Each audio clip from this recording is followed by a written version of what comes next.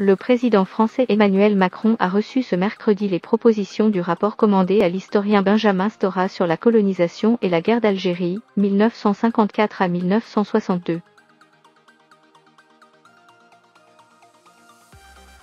Des actes symboliques sont envisagés, mais il n'y aura ni repentance ni excuse à la suite de la remise mercredi d'un rapport sur la colonisation et la guerre d'Algérie par l'historien Benjamin Stora à Emmanuel Macron, a indiqué l'Élysée.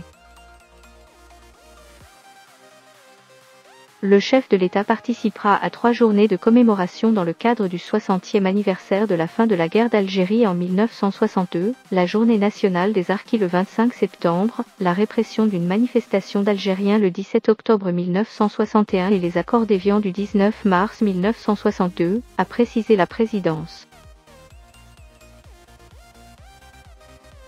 Benjamin Stora, spécialiste reconnu de l'histoire contemporaine de l'Algérie, doit remettre son rapport dont l'a chargé en juillet Emmanuel Macron pour dresser un état des lieux juste et précis du chemin accompli en France sur la mémoire de la colonisation et de la guerre d'Algérie. Il y aura des mots et des actes du président dans les prochains mois, a assuré la présidence, en précisant que s'ouvrait une période de consultation.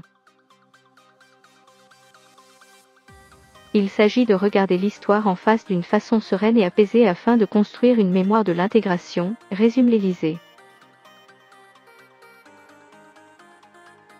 C'est une démarche de reconnaissance mais ici et de présenter des excuses, précise-t-on, en s'appuyant sur l'avis de Benjamin Stora qui cite en exemple le précédent des excuses présentées par le Japon à la Corée du Sud et à la Chine sur la Deuxième Guerre mondiale qui n'ont pas permis de réconcilier ces pays.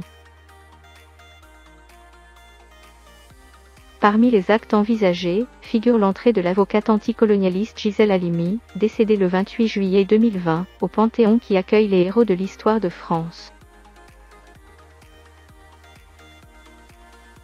Auparavant, un hommage solennel devrait lui être rendu aux Invalides au printemps quand les circonstances sanitaires le permettront, selon la présidence. L'Élysée a par ailleurs souligné qu'Emmanuel Macron ne regrettait pas ses propos prononcés à Alger en 2017 dénonçant la colonisation comme un crime contre l'humanité. Que pouvait-il dire de plus ? Il n'y a rien à dire de plus, en revanche il y a beaucoup à faire.